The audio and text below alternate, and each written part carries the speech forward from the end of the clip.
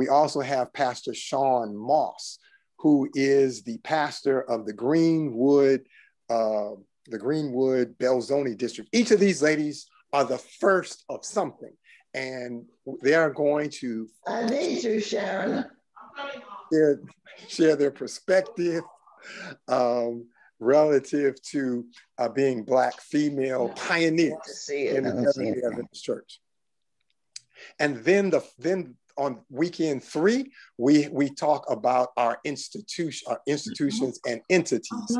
We have Dr. Jesse Wilson, who's the director of PELC, and we also have Elder Patrick Graham, who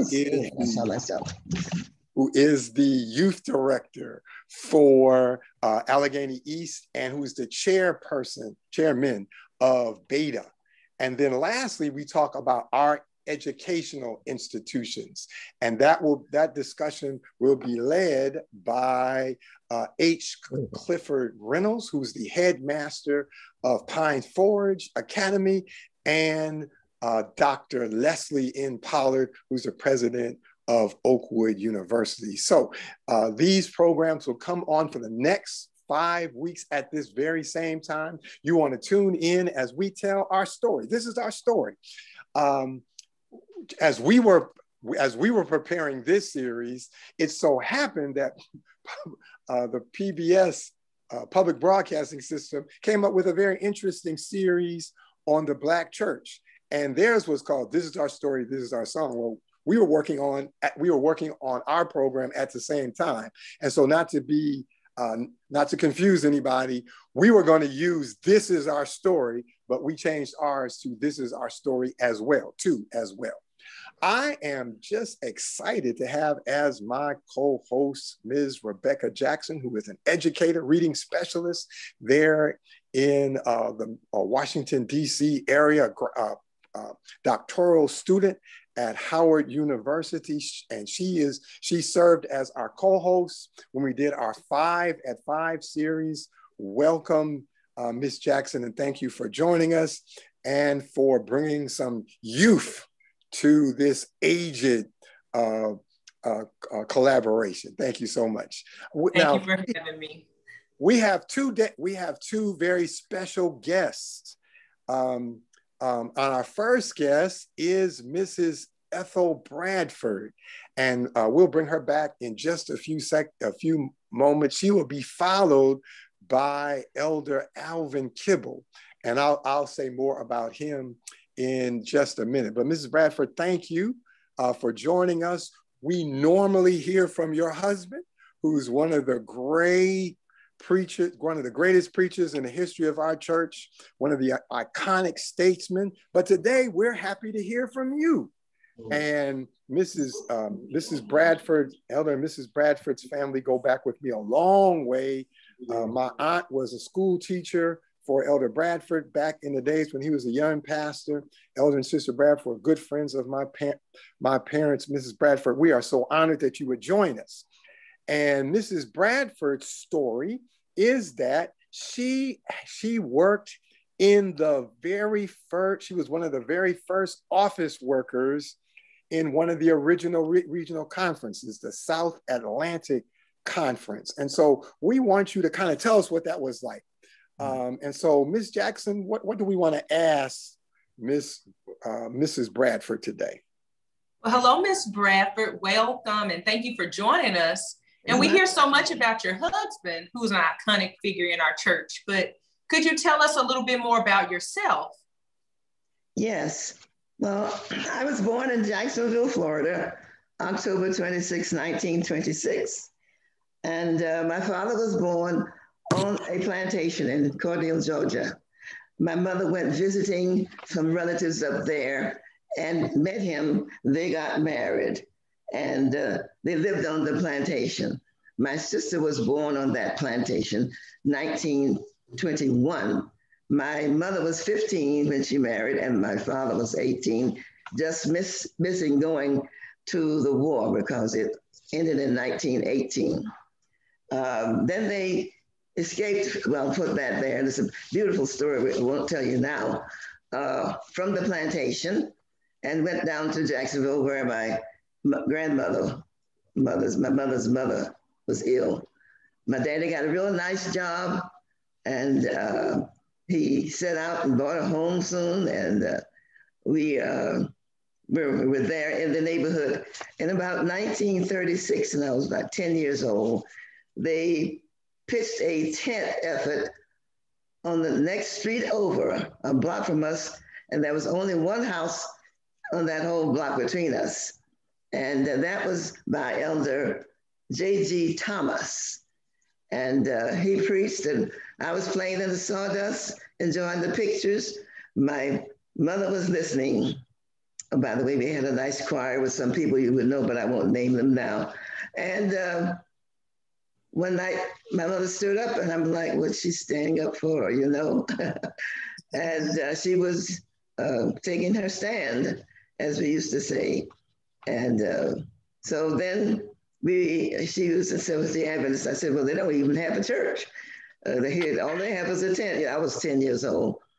But found out that they had a lovely church on the east side with a daylight basement and a school in it. And then I met all of these Adventist folks, you know, Palmers, Harrises from Jacksonville, and fell right in. I had to give up my friends that I had, although I continued to go to public school, but I was in with the Adventists. So I was planning how to get out and go to camp meeting. And from then on, that's been my way of living as a Seventh-day Adventist. Wow, that is such an awesome and inspiring story. So you came over and you were really, really young when you started working as the secretary to the president of the South Atlantic Conference. How did you get that job? Well, as I said, I finished the public schools and got to Oakwood.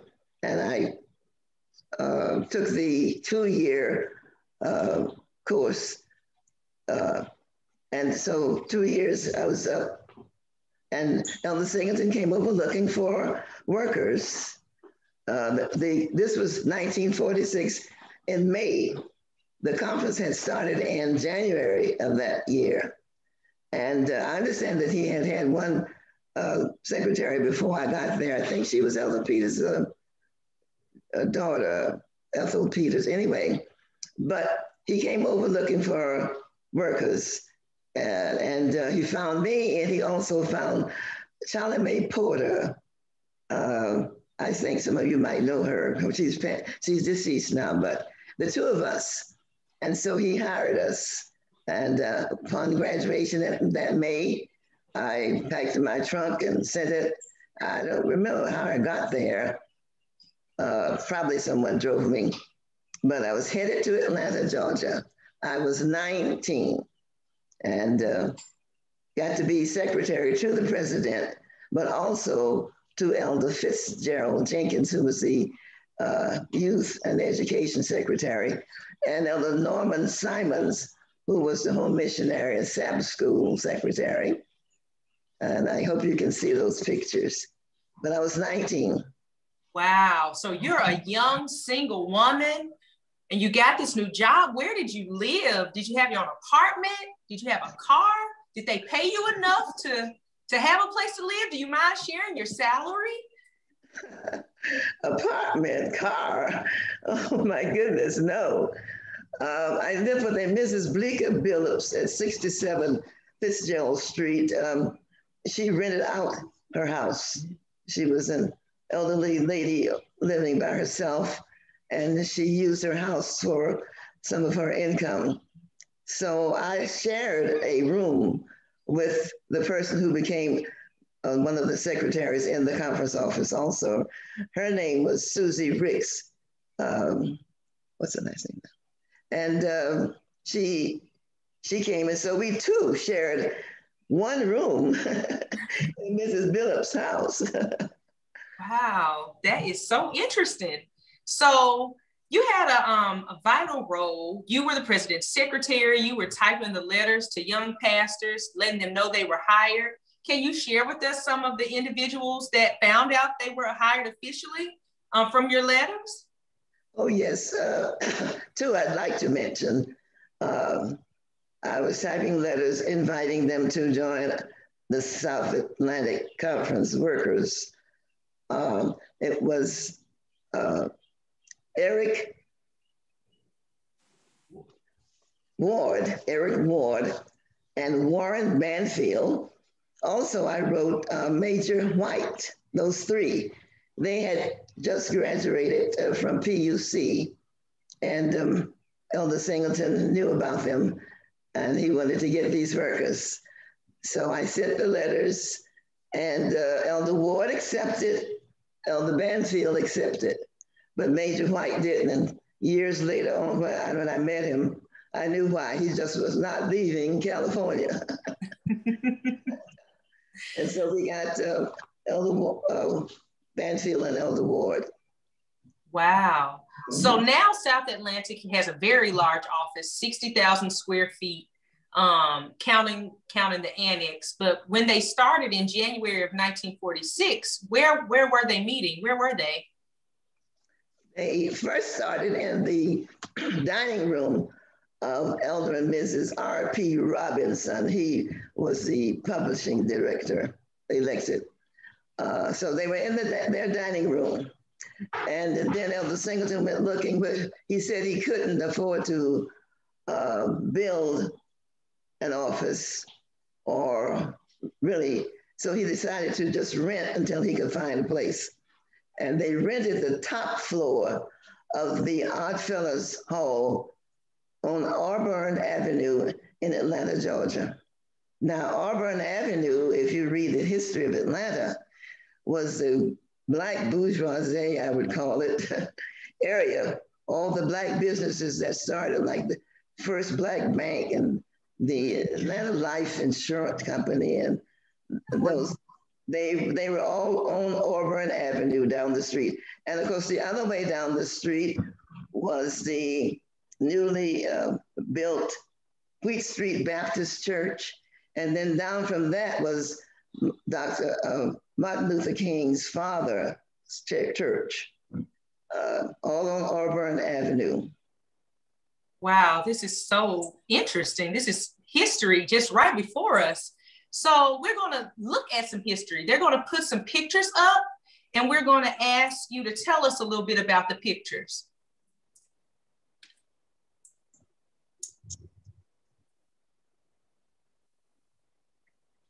Oh, that's a wonderful one. All right, Ms. Bradford, who are we looking at? This, I think, is the very first workers' meeting of the newly organized South Atlantic Conference. I think this is the very first. I think it was probably early 1947. So we are looking at representatives from the union.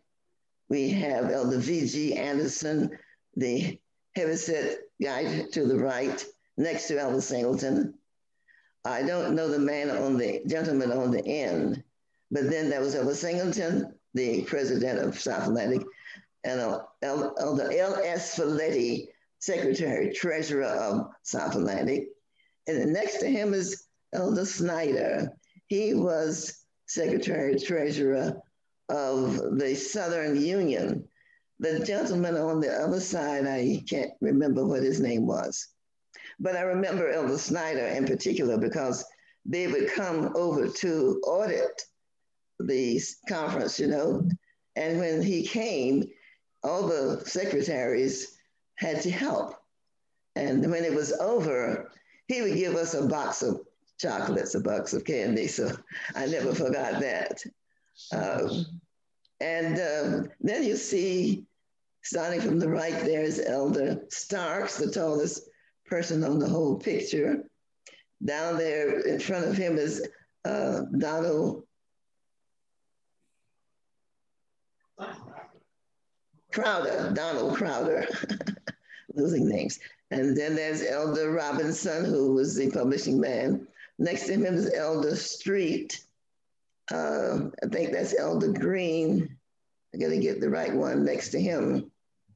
Then skipping over the short person there is Elder Lucius Daniels. They were just entering the work. He next wife, Naomi. They're so young, as you see on there. And then there's Matthew Green. There's Elder Fitzgerald Jenkins, whom I worked for in the office, and Elder Norman Simons. Now, up on the top at the back, you will see Elder Eric Ward. He doesn't wear that tie around his neck, his scarf around his neck. And Elder Wise, I see. That's Mrs. Jessie Bentley, who did a lot of Bible work for us. And there's the Elder H.G. Thomas, who baptized my mother and was the cause of my being here as an Adventist. He's right next to Mrs. Bentley, J.G. Thomas. Okay, let's go to the next picture. Elder Warren Banfield and Elder Cleveland, Earl Cleveland on the end. Okay, boy, that is some history. Let's go to the next slide. Who are we seeing? Of course, we see you, Mrs. Bradford. What's in the background? Elder Stephen Norman, the Union Communication Director, was looking up his history. He's always been like that. And no one knew where this first office was I spoke about on Auburn Ave. They knew nothing about it. And so he finally got to me. And I said, oh, yes. So he had me come over to show him where that office was. He wanted to take my picture in front of it. 70 years. And yeah. Okay. So I'm over there. All right. That is the office. We had that top floor up there, the whole top floor. Oh, all right. Let's go to the next picture. Who are we seeing here, Mrs. Bradford? And this is a picture of the first office staff. Elder L.B. Reynolds was the Message magazine editor, and he had come over to take pictures of this new South Atlantic Conference workforce. And that's a picture he took. So you see, the one I have is still in the magazine that year from 1946, the fall magazine. So my magazine is a little dog-eared, but you see Elder and Mrs. Robinson at the top to the right. He was the publishing director and she was his secretary. And of course, right in the middle there, I'm recording with Elder Singleton, the president. And then up in that far right corner, I think all of the men are gathered around Elder Singleton discussing things. Okay. And let's look at our last slide. How's that? And we're going to tell us what we're seeing here on our last slide. The front magazine cover. Yes. I really don't know much about it. I still have the magazine. It's falling apart. And as you can see, it was for that fall. But what that picture's about, I don't think anyone knew. It had something to do with the fall, with Thanksgiving and whatever, but there is no explanation anywhere that I've seen. I didn't know then either. Okay, well, Mrs. Bradford, thank you so much for sharing with us and letting us see how far that we've come. And we hope to be able to talk to you again. Thank you. Thank you. All right. My pleasure. Thank you. All right, we want to go to our next guest. Is very well known to most of us, a mentor to me. Just like with Mrs. Bradford, I go back with him a long way. He was the speaker for my 8th grade graduation. And so he's been a part of my life for a long time. So Elder Bradford, welcome, and tell us of course, we know you served for a number of years at the NAD, and you have a long record of service. Tell us a little bit about you, Elder Bradford. Elder Kibble, I'm sorry. Tell us a little bit about yourself. We need you to unmute. We need you to unmute. Okay, yeah, very we good. have it there. I'd like to say good afternoon to everyone. And I am so pleased and honored to be a part of this, this Sabbath afternoon Black History Month interview. As you know, I am a third generation Seventh-day Adventist minister. The youngest son of Harvey and Thelma Kibble. My mother graduated from Oakwood in the class of 1928, and my dad in the class of 1929. My mother got her first job at the Kentucky-Tennessee Conference, and she actually became the teacher for Elder Cleveland, Elder Edward Earl Cleveland.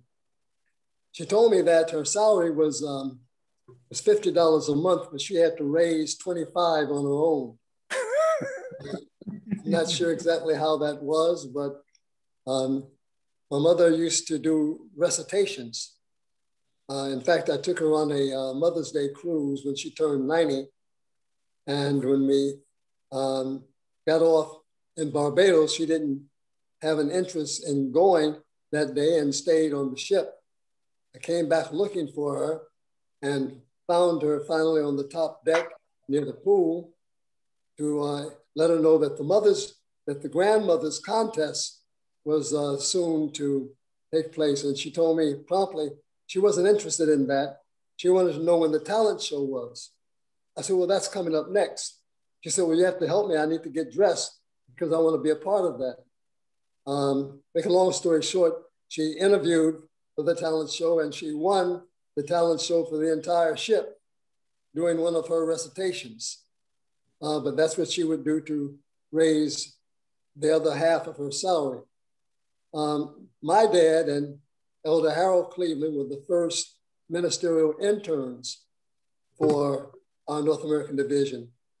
And Daddy, they sent him to Texas and they sent Elder Singleton to Tennessee and then later to Florida. Back in those days, they were called state men, and their job was to evangelize the state. And my mother tells me how my father would leave. They gave him a bus pass. He didn't have a car at the time. They gave him a bus pass. That was nice of the brother. And he would leave with his valise, that was his suitcase, and some boxes of the Present Truth, and his stereopticum. Now, his stereopticum was what we would call today his laptop.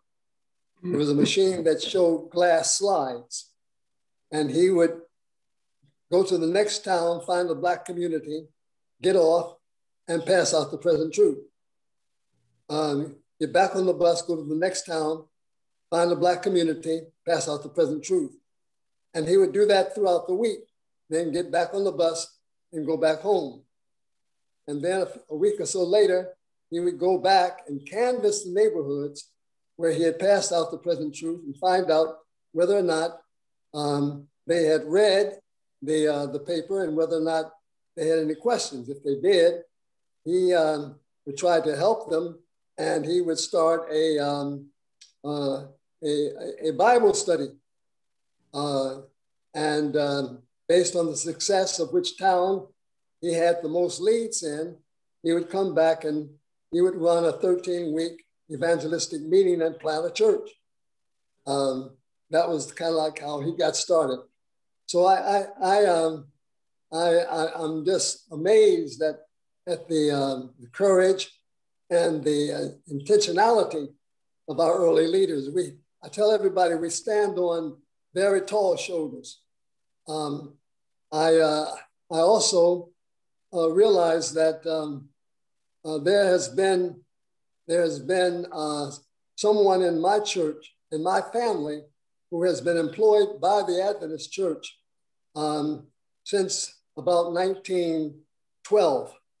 Mm-hmm. That's about 111 years or so, 110 or 11 years. And there has been a Kibble employed as a minister in the Adventist Church for the past 92 years. So when I retired in November of last year, this is the first time in 92 years that someone in my family, my father, my brothers, my uncles, were not employed in ministry at the church. It's been a wonderful privilege and an opportunity. That's an amazing record. Miss Jackson, let's talk some more about what we want to ask Elder Kibble. So Elder Kibble, tell us, like, where did you begin your ministry? What are some of the areas where you served? Well, I grew up in Lake Region Conference, and my dad was called after his tenure. He finished 11 years there, and he was called back to the Northeastern Conference, and so I sent out my letters. I sent it to the president of the Northeastern Conference, Elder Hudson, but Elder Hudson died just at that time. And I finally did get an answer back from my letter a couple of years later when I was employed. Elder Earl told me that he found my letter in a box under his desk. I wrote back to my former conference, but they also had a new president, a dear friend of mine, mentor, a wonderful spiritual counselor, but he had the challenge of trying to provide service opportunities for the young men in his field. So I was actually picked up by the Allegheny East Conference. So the W.A. Thompson was the newly elected president. The conference had just been formed.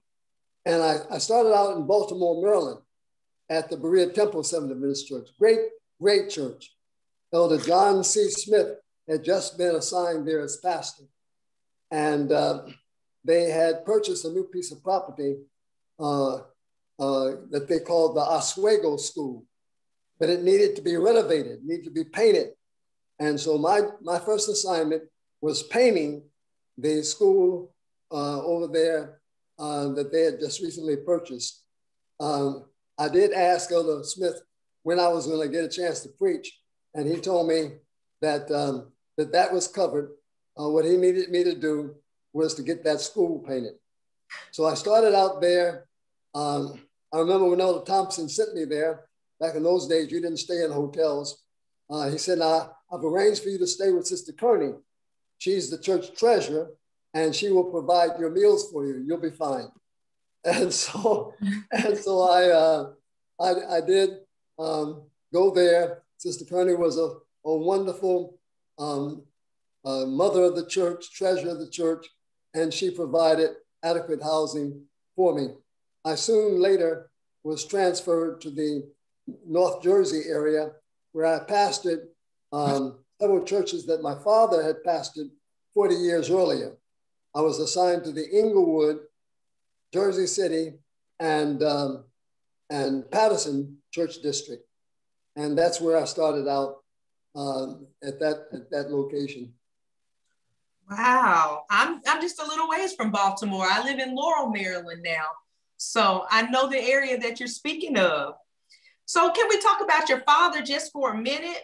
What was it like to be a person working in the state conferences, a Black person, especially a state conference that was in the South?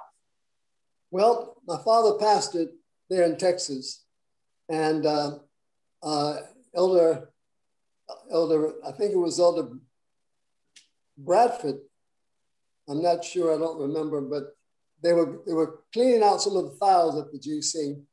And I think Elder Singleton was looking for his file, came across my dad's.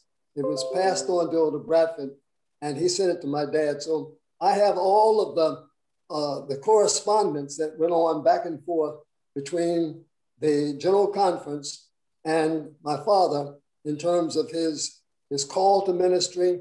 The General Conference reviewed his progress to determine whether or not he qualified for ordination. At one point, he had a call to Africa, but anyway, he served there in the Texas Conference, and he started the church in San Antonio. They lived in Sister Belson's house, and my three older brothers were born actually in her house. So he pastored San Antonio, he pastored Houston. Those are some of the districts there. He later transferred to the New Jersey Conference, where he pastored those churches that I talked about: Trinity Temple Church, the Inglewood Church, the Montclair Church, and the Jersey City Church. Back in those days, our ministers knew that in order to grow the work, that they had to do evangelism. And so my father was one of those. Every year, he would run a 13-week evangelistic meeting every night except Thursday.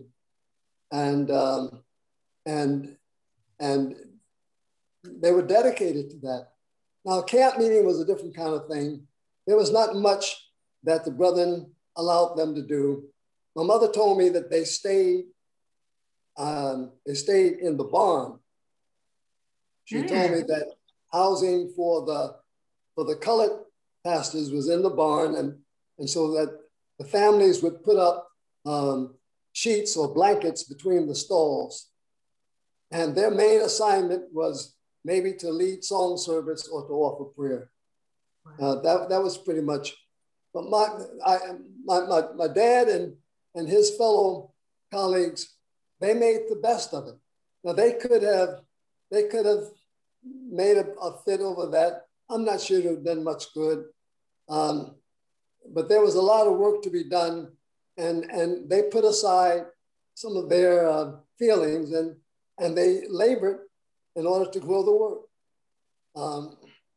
Just happy to do the work for Jesus anywhere they could. Oh, that's such a. And they didn't complain a lot. Now, you know, I want you to know, and I know that there are many others that are watching. I have a great love for this church, and I do believe that the Seventh-day Adventist Church is the church of Bible prophecy. But the church is not a perfect church. In fact, God's people have never been perfect. They weren't back in Bible days, and they aren't today. God never said my perfect people. He said my holy people. Holiness and perfection are not synonymous. Holiness means that we belong to God, that we are his children. Everything that belongs to God is holy. His Bible, his book is holy. His Sabbath, his day is holy. His tithe is holy. His church is holy. And if we are, in fact, the people of God, we are his holy people, but not perfect people. Now, I know that there are a lot of people today that have a problem with some of the that our church has had, and we've had them, and we still do. We're getting better, but we're not there yet. But in the Old Testament, when God was building the sanctuary, he never told the Jewish men not to let the women have the same access to the temple that they did. He didn't say, well, I keep them out there in the courtyard. Don't let them in here because they're second-class citizens. He didn't do that. In the New Testament, the disciples didn't think that the women and children, that Jesus had time for the women and children. And he had to rebuke them because of that. So you had issues going all the way back through the Bible of different forms of profiling and of discrimination. And we have them today. We look at that virgin of Revelation and we think that is us. And so we think that the pure woman, that's not denominationalism. That's not talking about a denomination. It's talking about true religion as opposed to false religion. So God's church can't be perfect. I've been an officer for that church for over 30 years. How can God's church be perfect? I'm imperfect. Well, can we talk a little? Yes, God sir. favors us and he's been gracious to us. It has been an honor for me. I told Ted Wilson one day after coming back from my battle with cancer, we were walking into the GC building and I said, you know, Ted, it's a privilege to be able to walk through this door. And it is. Yes, sir.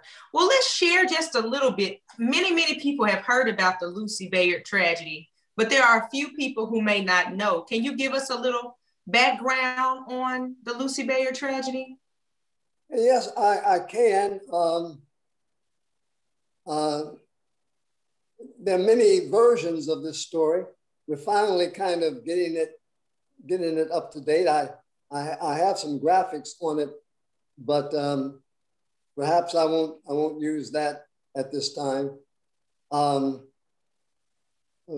Brother and Sister Byers were members of the church up in New York.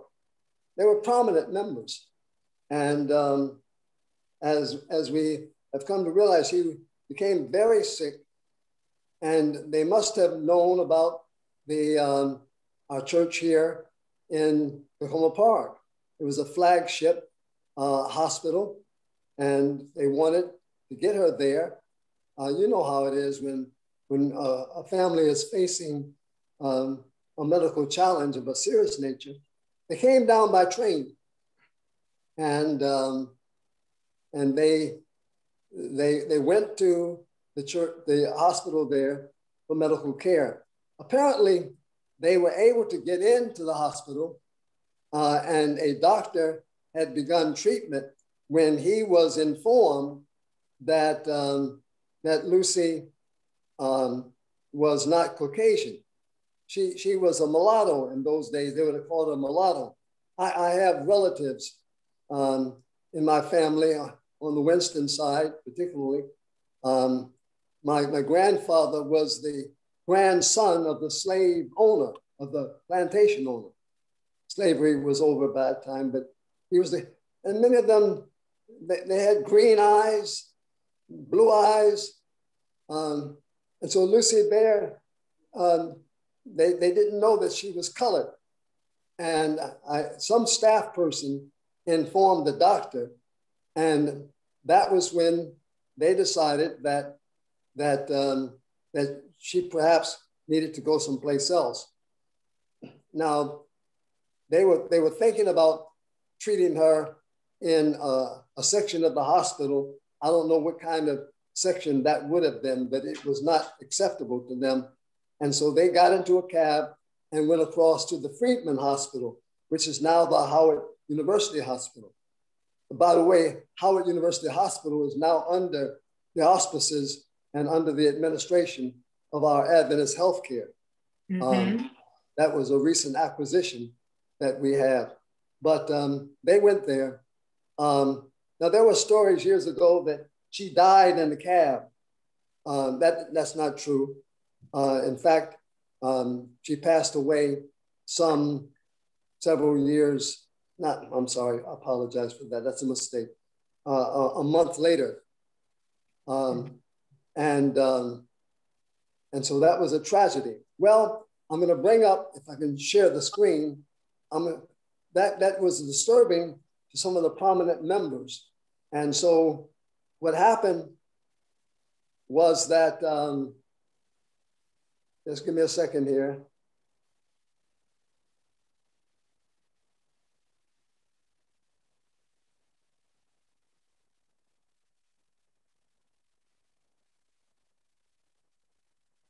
Um, 12 dedicated Black Adventist laymen formed a group at the Ephesus Church in Washington to give study to how they might address this situation.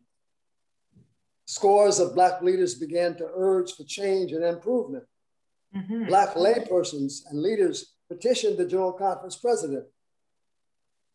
Some of the members of the committee were Joseph Dotson. He was a chairman and he owned a bookstore in Washington, D.C. Willie Anna Dotson was the principal in D.C. Eva B. Dykes, she was one of the professors that was given she was a part of the Harlem Renaissance literary group. And she was professor of English, first at Howard, then she transferred to Oakwood College, now Oakwood University. Helen Sugler, James Montgomery, he was the father of Alma and James Scott. James Scott was the vice chair social worker. And then there was Lula Beatty Cox, the mother of John Marks Cox, and Valerie Justice Vance, she was a psychologist, and Alan Anderson was a systems engineer for the United States government. And there was a brother Daniels who was a secretary, and then there's Laertes Gillis. These were all prominent members.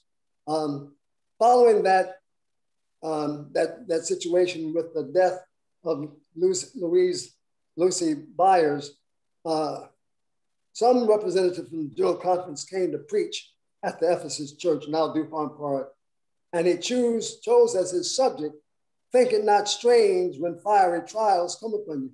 He was doing the best he could. He was trying to pass it off as a bit of an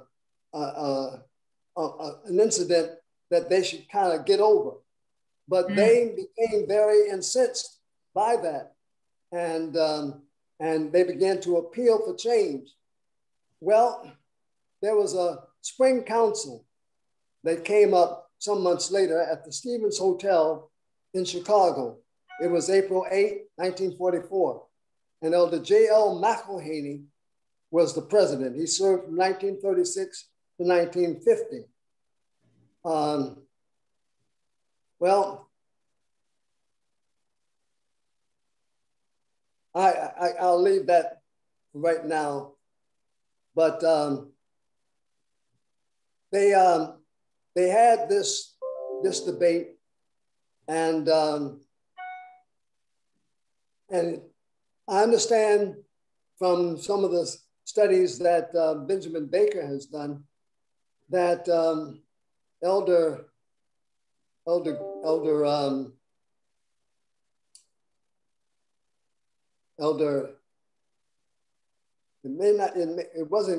wasn't Green, because Green had passed away, but the General Conference president did not want to attend the session that day. I guess the agenda was a little bit much, and he was trying to forego that. Baker says that he feigned ill and didn't want to come, but anyway, he was urged to come anyway to chair the meeting. One of our brethren went to the hotel and got him to come. I can't remember his name right now. But on the debate, they were appealing not for integration. That needs to make clear. They were not appealing for integration. They were appealing for desegregation. Okay. And that leads me to understand what the differences are. Martin King was not trying to homogenize the communities. There was nothing about running away from our heritage. And that's what people today, they think that we are a perfect society when we all homogenize. I just finished a message this morning at the All Nations Church in San Bernardino, and God values differentiation. Division and differentiation are not the same thing. So can we talk Go on. Even in the New Jerusalem, there's going to be differentiation. Every nation, kindred, tongue. Anyway, the brethren made their appeal, and Elder McElhaney folded his hands, and he said, I don't know if he folded his hands or not, but he said, well, we can't desegregate the church. And I asked Elder Crow about this, Elder Frederick Nathan Crow. He just died a couple of years ago. I grew up with him and his family. We lived together in the conference office. We were called the conference office kids. He said, Elder J.J. Netherly was the president of the Lake Union.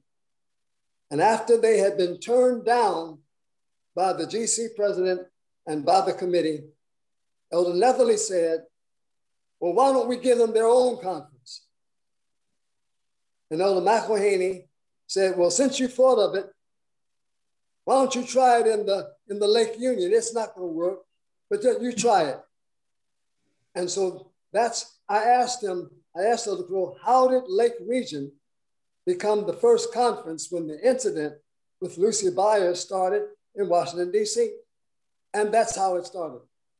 Oh, wow. So the general attitude of the General Conference and the Caucasian leadership toward the regional conference, you said they didn't think it was going to work. No. Now, what is written in the GC, in the Adventist Church Encyclopedia, that may have been an edited version. Mm. But Elder Crow told me that they were supposed to get $100,000, and they never got that. They got $25,000. And he said that normally they would audit the conference about once every 1 or 2 years. They said they audited his books every month. My goodness. Well, Elder Kibble, tell us about the Black leadership at that time. Was everyone in favor of starting regional conference, or was there a diversity of opinion even among the Black leadership? Well, I do know that many supported it, and I had quotations on that PowerPoint that I would share with you, but I won't take your time with that. I know there are others that you want to interview. There were those living in Chicago. My father was the pastor of the Shiloh Church at that time, and so they had a caucus meeting at the church the night before the agenda came to the floor of the spring council. But there were members that moved away because they did not want to be in a regional conference. Mm. There were some, even from Chicago, that moved out to California because they really felt that this was going to be a breach with the church. Back in those days, you always, and not so just then, but even today, there are some people who seem to think that the brethren's ice is colder than our ice, or their fire is hotter than ours. And so they weren't sure what was going to happen. So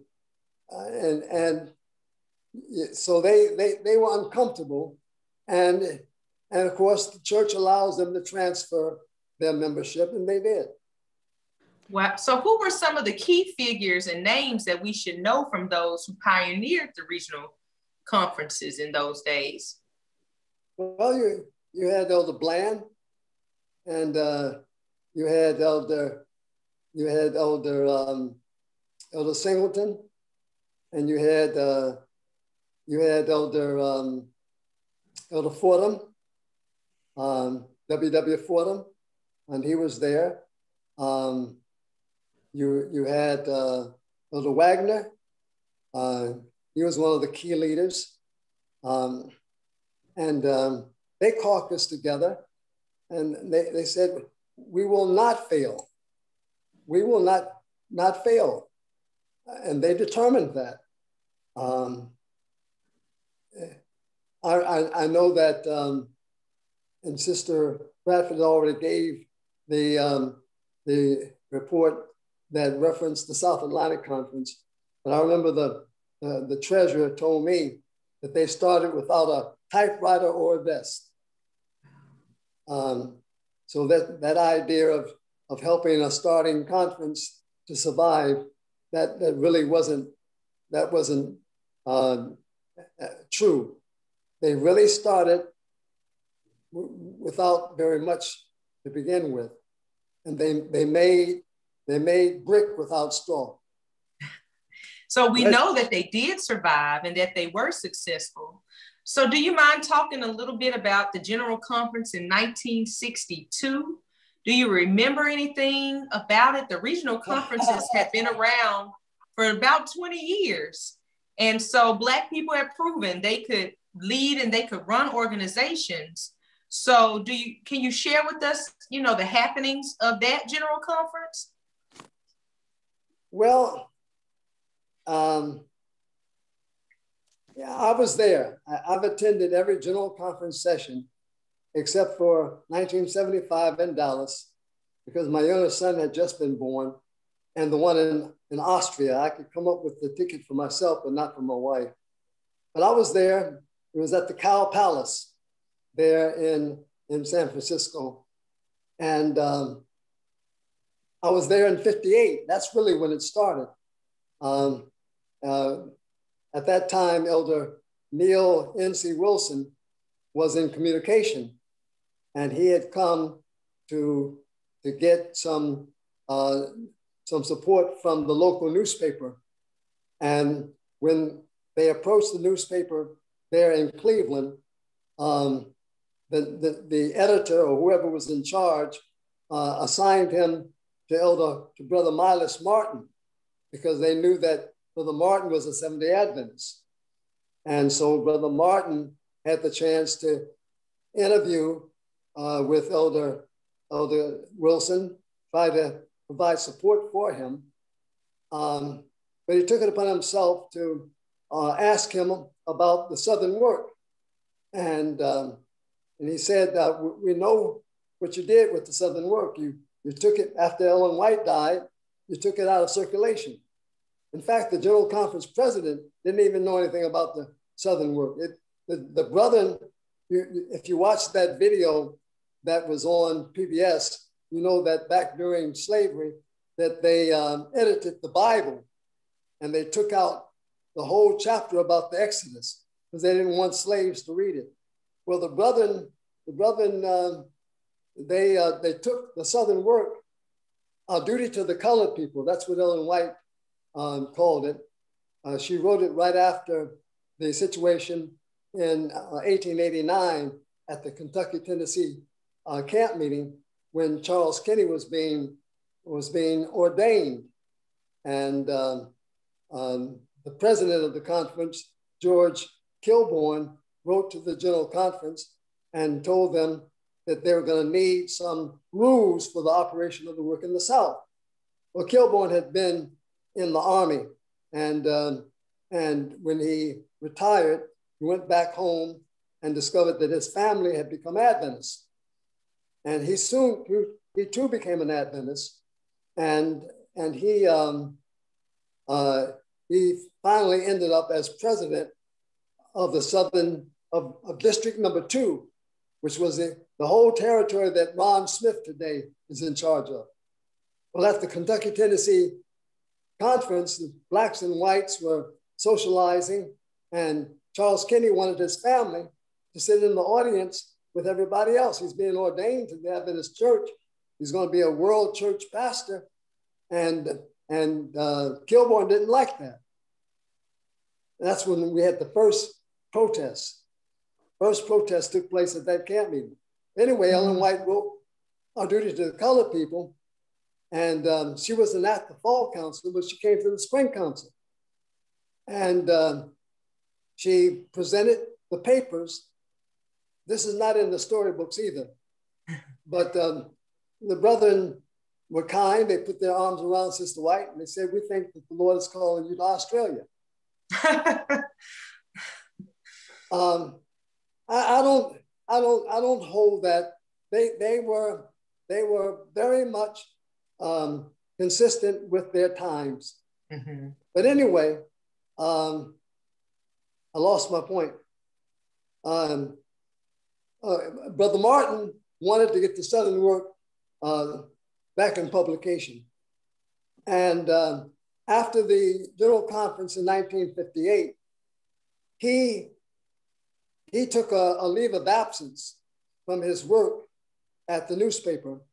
And he, along with two of his friends, began to carefully plan and strategize for the General Conference in 1962.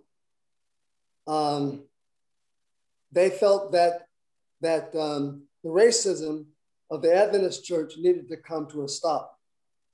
Well, being a publisher and a news journalist, he had connections, and he wrote these articles. And Brother Martin lived in my house, and was a very close friend of mine. But he told me that he intentionally scheduled it to be released on Friday night because he didn't want anybody at the GC to become aware of it and then try to cancel it. So we were on the trolley. We were on the trolley on Sabbath morning on our way to the convention hall. And when we passed by the newspaper,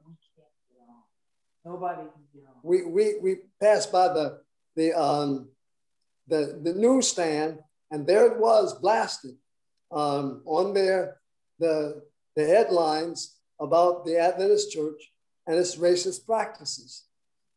Well, Sabbath school was going on, and brethren learned of the crisis with the newspaper articles, and so Elder Frank Lawrence Peterson was in Sabbath school, and they called him out of Sabbath school, met with him, and they came back with him being the first vice president of the General Conference, the first African-American vice president.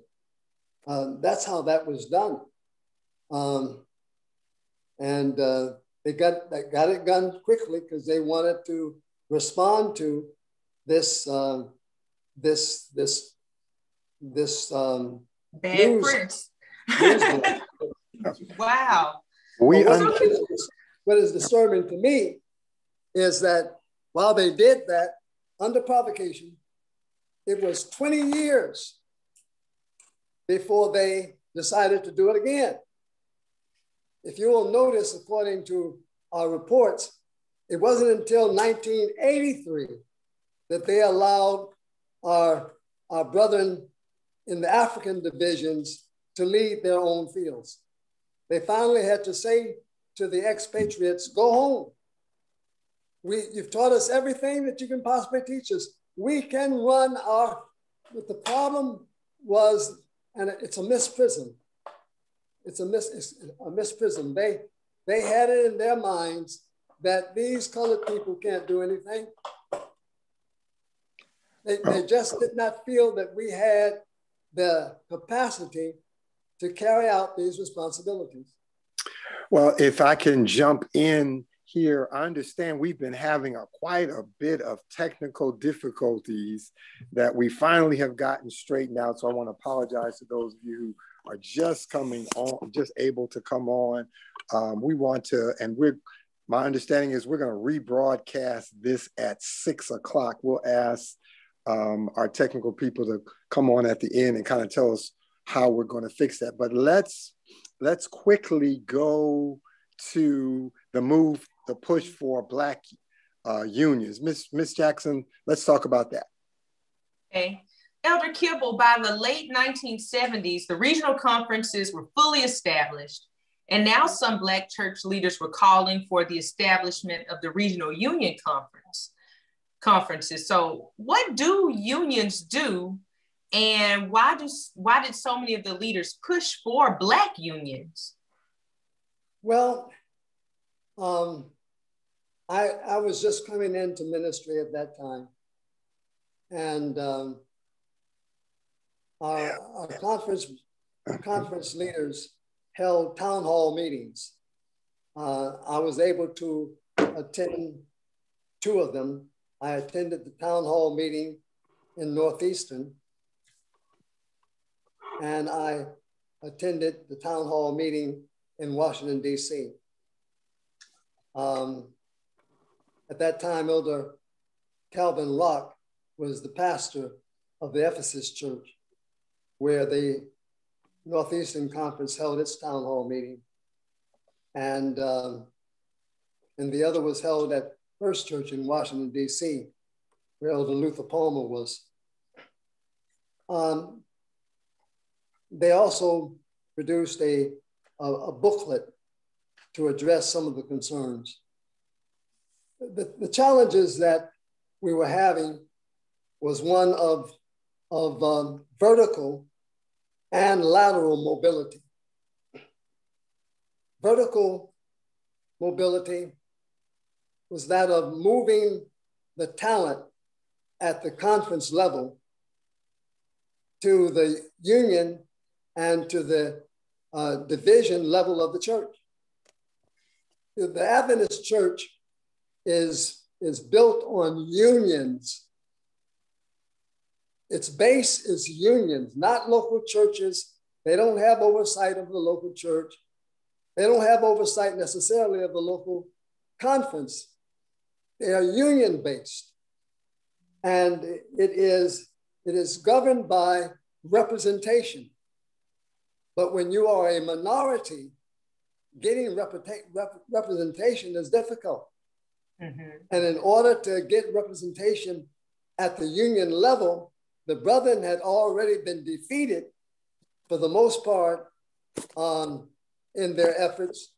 And so now they felt that the best way there are 2 ways to skin a cat. The best way, I perhaps shouldn't have said that. That might not have been an attractive illustration. But the best way would be to have our own union, because it's one of the platforms that has legitimacy and influence.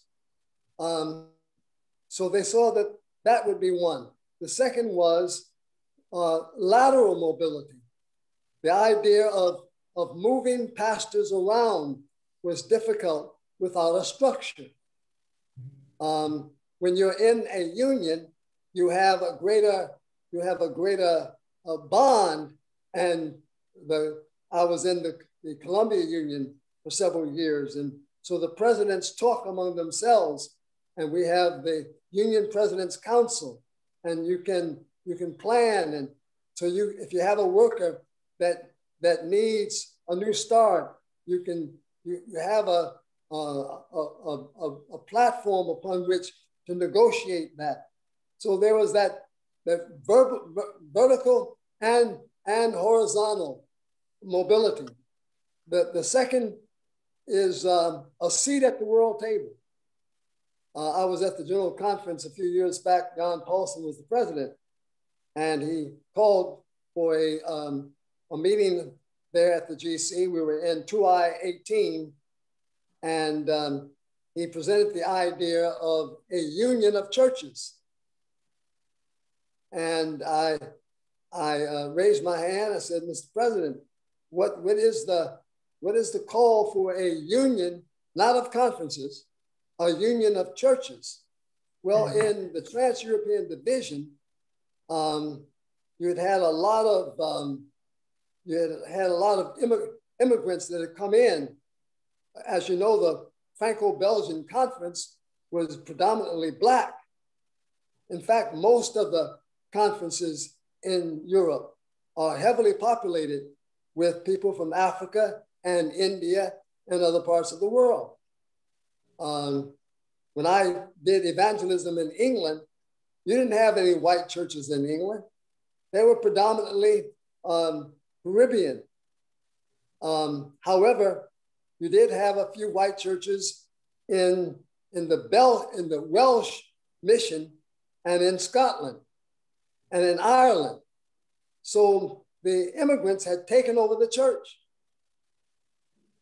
Now, what happens when there are more of us than them? They can't get their agenda before the body. And so Elder Paulson said that the union of churches would provide self-determination and a seat at the world table. And I said to myself out loud, boy, that sounds like a regional conference. And there was not a word spoken. Well, the brethren felt that the unions would provide a seat at the world table. And the takeaway, when the brethren turned it down, and they offered a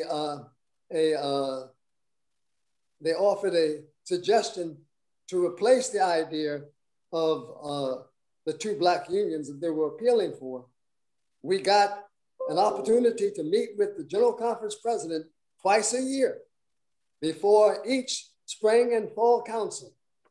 He met with us, and at a General Conference session, the regional conferences were able to act as a quasi-union, which meant that they were able to place candidates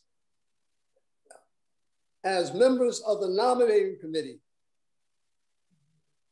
Now you think about it, today there are 200 members of the nominating committee. Back in those days, we didn't have any way to get members at the seat at the table. Now today we have unions, and people say, well, we need regional conferences today. I say, what for? For the past 20 years, we've had 4 black union presidents: Atlantic Union, Southern Union, Pacific Union, Lake Union. Before Lake Union, we had the Columbia Union. We have a seat at the world table. But at that time, we didn't. Then in addition, when the conferences would have conference session, I don't want to be too long, without a regional leader at the union, you would have a white administrator trying to oversee the process of your constituency session. Now, when a constituency session takes place, the conference president chairs the meeting, but he doesn't chair the nominating committee. And they were concerned about the fact that the brethren weren't really versed well enough with the polity of the black conferences to do their job. And they felt that they would be more comfortable if they had one of their own leaders handling that responsibility. And so those are some of the things that charted that. We didn't get it, but we did get the 16 points. Before the 16 points, there were no policies that govern human relations. None. Could you share a little bit with us about the 16 points document? Well, as I said, they turned down the vote on regional conferences. Regional unions, regional unions. I'm sorry, yeah. Regional unions, I apologize. And in return, they came up with a manifesto. It was a document that outlined 16 points that would help to address some of the challenges that we were facing in the governance of the church in North America.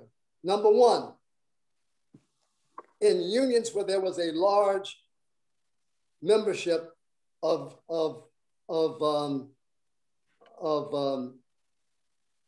African Americans or people of color, that one of the 3 officers would have to be from that constituency. So not only did we may not be able to guarantee a president, but at least a secretary or a treasurer. Robert Carter became secretary as a result of one of the 16 points. He was one of the first to become a secretary. The second was that the General Conference president would meet with the regional conference presidents. They didn't call it the Black Caucus at first. It was the Council of Presidents twice a year. When I became a conference president in January of 1989, at the first meeting of the presidents, N.C. Wilson, Neil N.C. Wilson, came and met with us. Back in those days, the brethren didn't rent a conference room. They met in the hotel bedroom. On one occasion, we were meeting in a hotel bedroom, and with 9 men and a couple of guests, it was overcrowded, so we had to open the door and put some chairs in the hall. But that's what they did. But Elder Wilson would meet with us, and we could present our agenda and our concerns. That was another vital point of reference. There's some others that perhaps can fill you in, but I won't take any more time on that. Thank you, Elder Kibble. We're down to our last question. We appreciate both you and Mrs. Bradford telling us about our history, where we've come from. Miss Jackson, let's have our final question. So Elder Kibble, do you feel that regional conferences are still needed today? Why or why not? Well, let me return the question to you. Do you feel that that Fisk and Howard and Morehouse and our other Black historical colleges and universities are needed today? Well, as a student at Howard University and a graduate of Oakwood University, I absolutely do believe that we still need HBCUs. I read some information. We have all these other colleges. And why do we need Black schools? Well, I just read some data just the other day that said, I can't remember the exact percentage, but I believe it was 80% of Black educators graduate from HBCUs.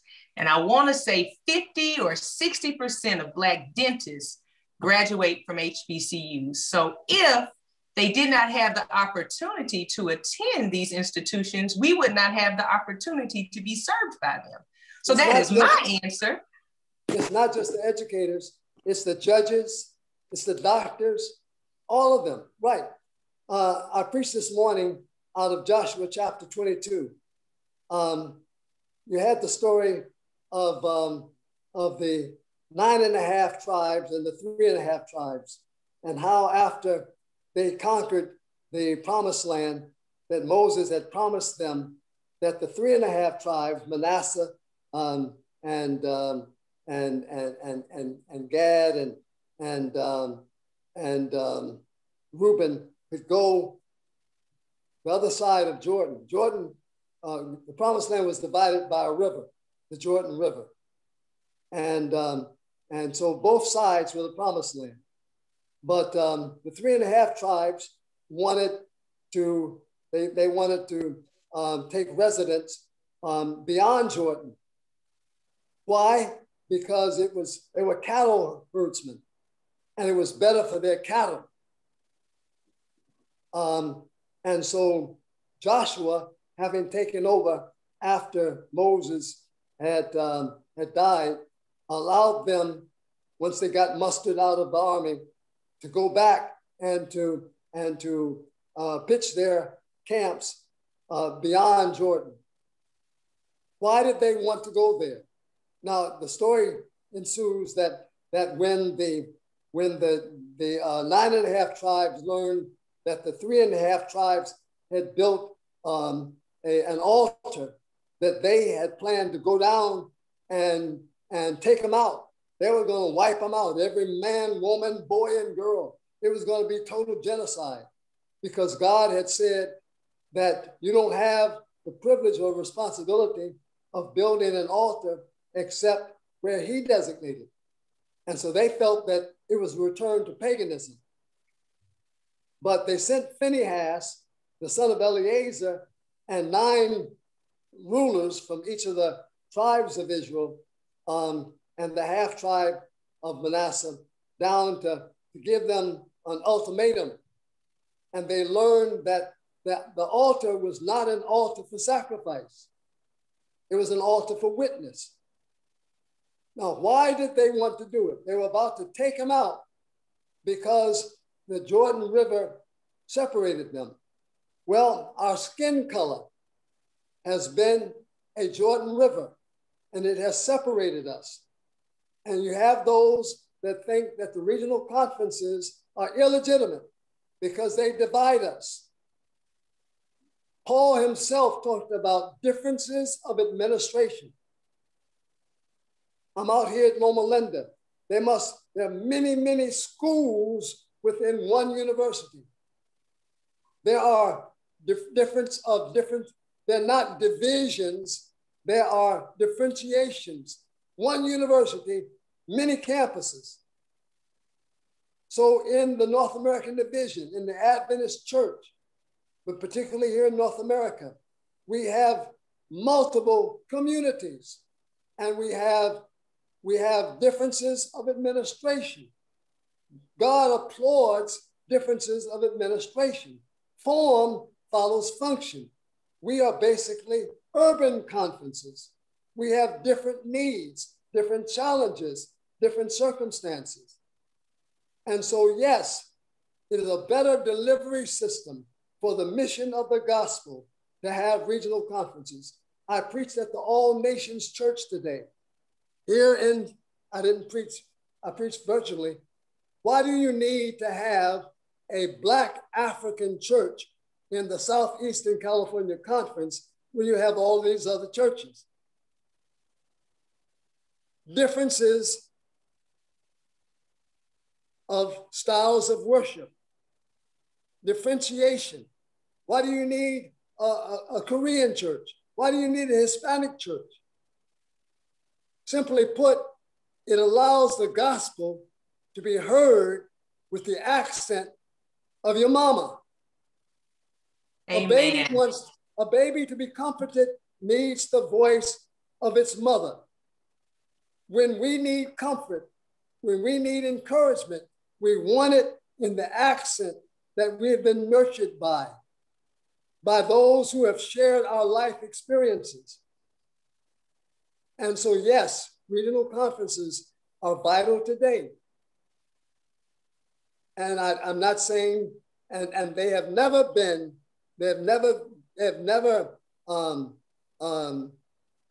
turned away anybody.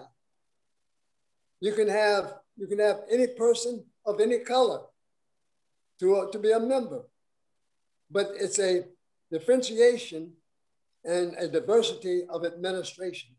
Several gifts, but one administration. Strong answer, Elder. Good way to end. Thank you, Mrs. Bradford. Thank you, Elder Kibble. Next week, we'll have our I'm looking at Sister Bradford. I'm wondering if I got it all right, Sister Bradford. I may not have. You just have to pray for me that somewhere up the road, I'll get it right.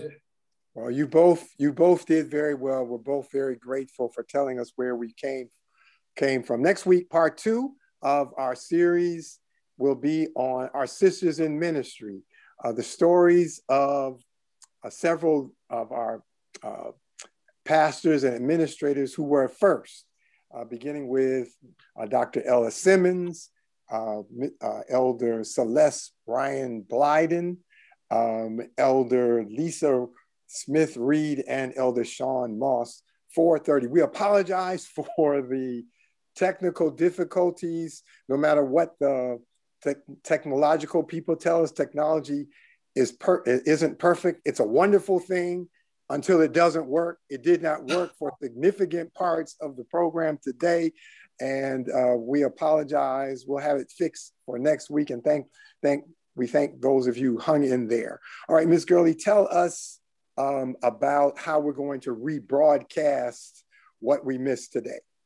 Yes, so again, as Elder Edmonds said, we did have technical difficulties for a significant portion of the program, but we were able to get the live feed up and running And so people were able to get at least the last 20 to 25 minutes. We did record this session. And so immediately following the conclusion of the broadcast, I will upload that recording to Facebook, as well as our partner will do the same on Rays of Light TV. And the broadcast will be available at that time. All right. So where there's a will, there's a way. All right. Thank you, Miss Gurley. We'll look for all of you back here for 4:30 Central, 5:30 Eastern for part 2 of This Is Our Story. Let's bow our heads and pray. Father, thank you for how far you brought us. Now take us through the rest of the week and take us through the rest of this day, through the rest of this new week, and bring us back together next week at this same time when we'll talk about our sisters in ministry as part of the remarkable story of regional conferences. Thank you for hearing our prayer. And when you come, finish the work may we finish the work of the gospel, both in the world and in our hearts. We pray in Jesus' name. Amen. Thank you, ladies and gentlemen, and good night.